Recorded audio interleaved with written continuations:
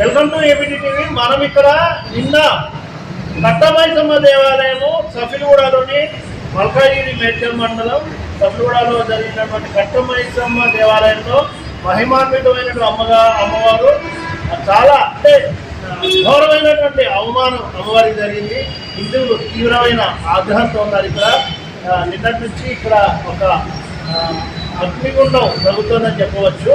అంటే ఇటువంటి పరిస్థితులు అంటే హిందువుల్లో ఒక జ్వాల రేగింది. అంటే ఏంటి పరిస్థితి, పోలీసుల అదుపులో ఉన్నప్పటికీ ఇక్కడ పరిస్థితులు హిందువుల్లో నివురు తప్పిన నిప్పులాగా అంటే అవమాన భారాన్ని హిందువులు మోస్తున్నారు. ఇటువంటి పరిస్థితులు ఇక్కడ సీతా రామ్మోహన్ రెడ్డి గారు మన విశ్వ హిందూ పరిషత్ తెలంగాణ రాష్ట్ర ఉపాధ్యక్షుడు వారు ఈ దేవాలయాన్ని సందర్శించారు.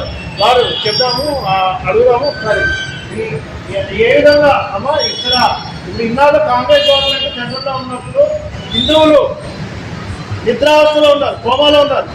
కోమాలో ఉన్న వాళ్ళకి నొప్పి తెలియదు, ఏం జరిగినట్టు కూడా నొప్పి తెలియదు. ఆయన కోమాలో ఉన్న అడుగున్నారు.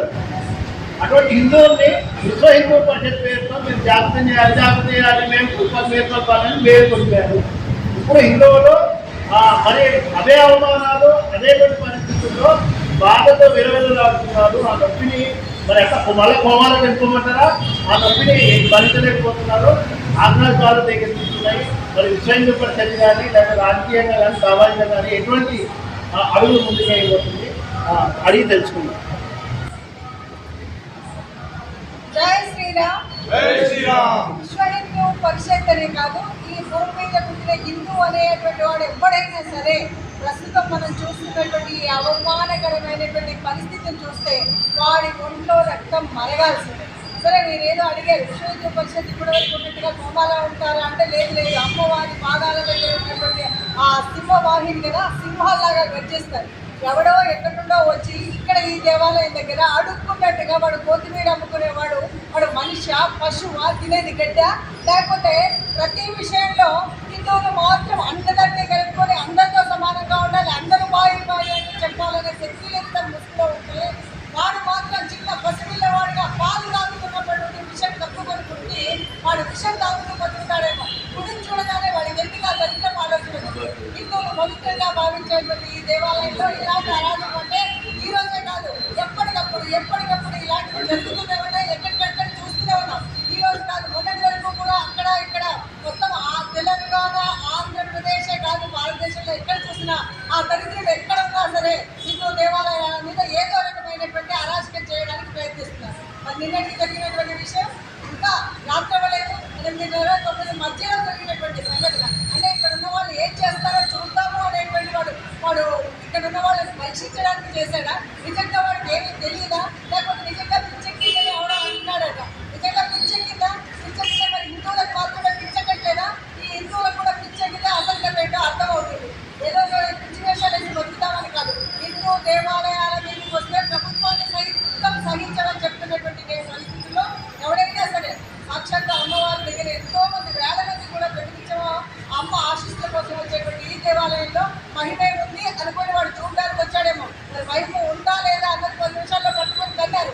ప్రాణాలు వాడు పోతాయనే పరిస్థితి వచ్చేటువంటి పరిస్థితి వాడికి రావాలి అంటే తప్పనిసరిగా హిందువులందరూ జాగృతం అవ్వాలి. చిన్న వచ్చే శ్రీరామ రక్ష అని ఇంట్లో పడుకోకండి. మీ అవసరానికో మీ మొక్కులకో పోయి మీ మొక్కు తీర్చుకోవడానికో గుడికి రాకండి.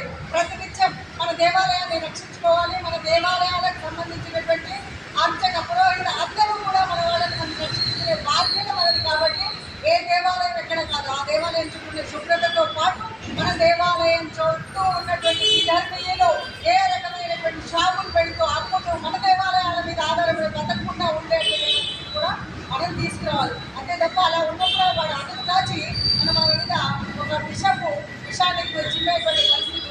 ఇంతటి అరాచకం ఇంతకంటే అంటే వాడు ఏం చేసినా భరిస్తారనా? ఏదో మనం చూస్తూనే ఉంటాం. అక్కడిక్కడ చాలా మంది కూడా యూట్యూబ్లో అన్నీ చూస్తారు. వాడు ముంబై సంఘటన తింటారు, వీళ్ళకి బుద్ధి లేదు, మేము ఏం చేస్తూ ఉంటాం, ఇంకెక్కడెక్కడో కూరగాయలు పెట్టుకొని అంగడా తింటారు అని మనం బయలుదేరి చూస్తున్నాం కదా. అలాగే అనుకుంటున్నారేమో. అలాగే ఉండకండి హిందూ సోదరులారా. మనం అందరూ కూడా ఇప్పుడు అంటున్నారు విశ్వ హిందూ ఏం చేస్తున్నారు, విశ్వ హిందూ ప్రతినిత్యం మేలుకొస్తుంది, ప్రతినిత్యం నిద్రలేపుతుంది. అయినా సరే ఇంట్లో వాడే చిన్న వచ్చే శ్రీరామ రక్ష కాదు. మనము పెద్ద మెజారిటీ ఆఫ్ పాపులేషన్ అనుకుంటున్నాం. ఇండియాలో ఉన్నటువంటి మనం, హిందూ దేశంలో ఉన్న మనం హిందూ ధర్మం కోసం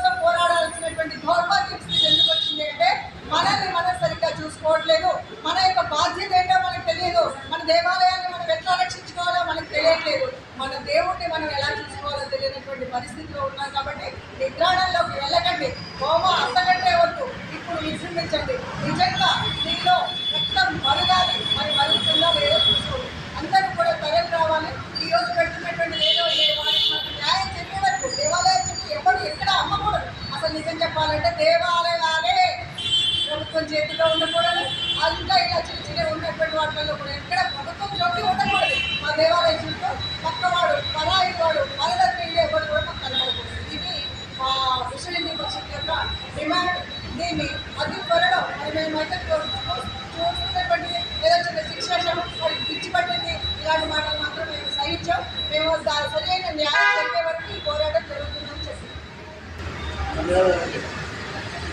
ఒక మనకి కనక దుర్గలాగా మహిషాసుర మర్దినిలాగా విశ్వ హిందూ పరిషత్ రాష్ట్ర ఉపాధ్యక్షురాలు సునీత రామ్మోహన్ రెడ్డి గారు గర్జించారు. చూడాలి రాబోయే రోజుల్లో ఎటువంటి చర్యలు తీసుకుంటున్నారో. రేపు దేవాలయ కమిటీ సమావేశం తర్వాత ఒక నిర్ణయానికి వస్తారు. మనకి సనాతన ధర్మం, హిందూ ధర్మం, సనాతన ధర్మంలో బడి గుడి అమ్మ ఒడి మూడింటిని కాపాడుకుంటేనే ధర్మాన్ని కాపాడుకున్నట్టు. ఆ విధంగా అత్యంత స్వామి కానీ అత్యంత స్వామి విషయంగా ప్రస్తావించారు సునీత గారు. అత్యంత స్వామిని కాపాడుకోవడము, మనము సభ్య సమాజాన్ని కాపాడుకోవడం దిశగా నడవాలని ఆవిడ మంచి సందేశం ఇచ్చారు. చూద్దాం ఈ దేవాలయం ఏ విధంగా జరుగుతుందో. ఉన్మాద మతోన్మాద ఎవరు అనేది నిర్దేశించాల్సిన అవసరం ఎంతైనా ఉంది. ఈరోజు కూడా రామచంద్ర ఏపీటీకి